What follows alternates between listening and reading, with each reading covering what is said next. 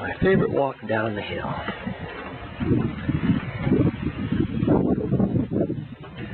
My poor neighbor has to look at me. Why, I get this view. This temple gate's gotta be from Edo. Inside is nice too.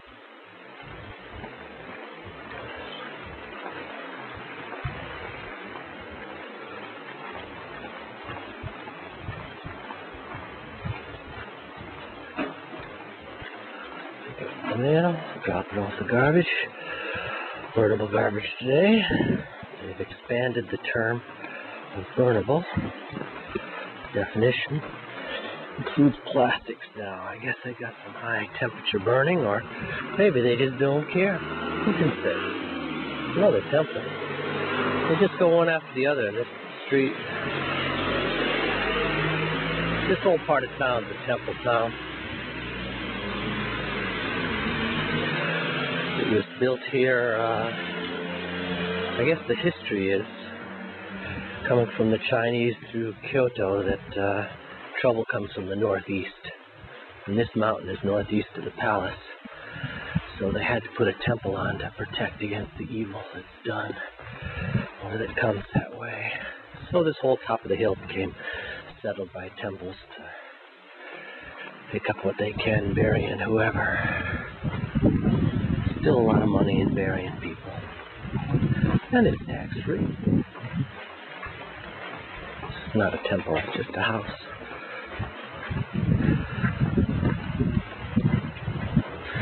This is the biggest temple down at the end of the street in Surinji.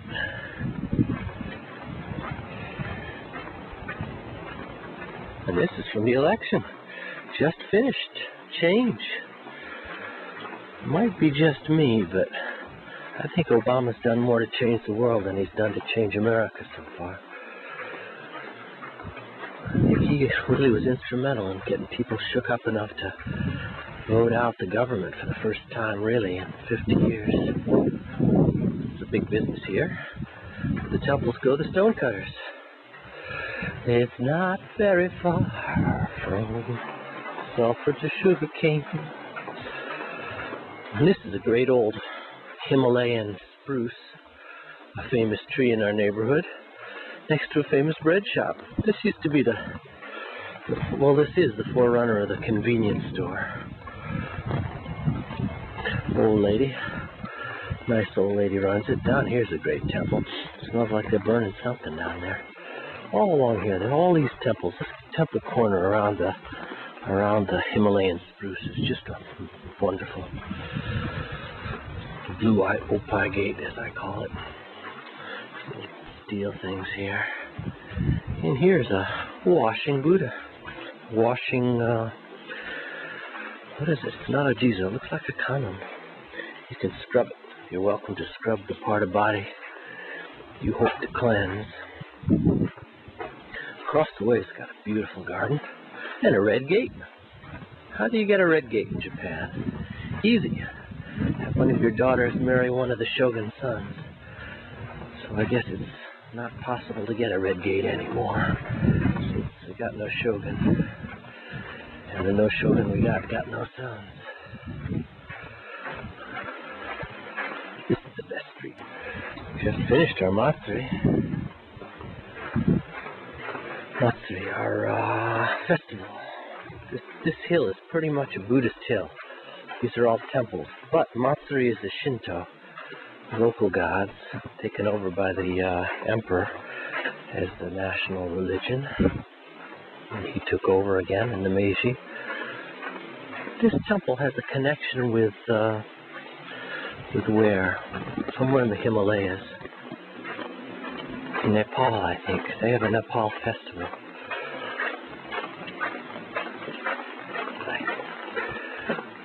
This jungle, this is a wonderful jungle. On the other side of this wall is the Taito-Ku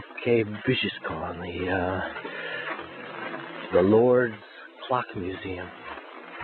It's one of my favorite views. I just like that slope of the hill. There's a Zen temple on the other side that's got some nice green popping up. Yeah, the Japanese had a different way of keeping time back then. Japanese clocks, but Japanese hours change size every day. How does one change one's hour size, one might ask? It's actually a lot more natural way to live, although very hard to keep track of. As you know, especially in a place like this, each day the days get shorter or longer. And the Japanese used to divide their days into 6 parts and their nights into 6 parts, equal parts. So as the days get longer, each hour gets longer. As the days get shorter, each hour gets shorter, and that changes every day. So to make a clock that accommodates that is quite a thing. Flags left over from the festival. We're almost down the hill, past the fun. Actually, the top of the hill is religious, and down the hill is drinking. So we're going to get to the drinking spots in a minute. In between the drinking and the praying are the gift items. A lot of gift shops these days opening up. Meizu has an interesting history. It's kind of a quiet backwater now. I guess being a backwater was always part of the history. This was the end of the tidal pools that came in from the bay. And low water and tidal pools is lowland, it's Shitamachi. And this was Shitamachi, down low town. We got guys making their miso in there.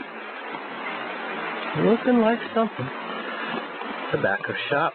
These little shopping streets are still almost alive, in spite of the discount stores and convenience stores. Meat shop here. No, salad shop. But these red lanterns are the drinking places, and that's what this place used to be.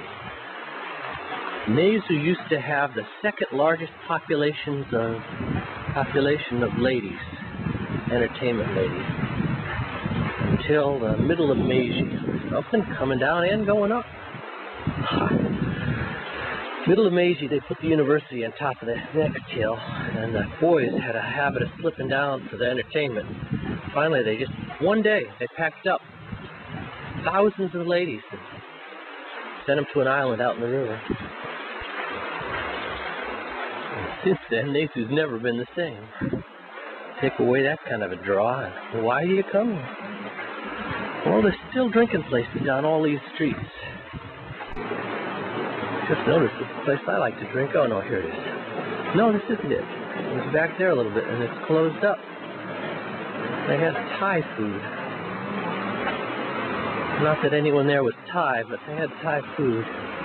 Now we're down on the main street. Shinabazadori. Cement piled on top of itself. But this is where I'm coming down to have lunch, so there you go.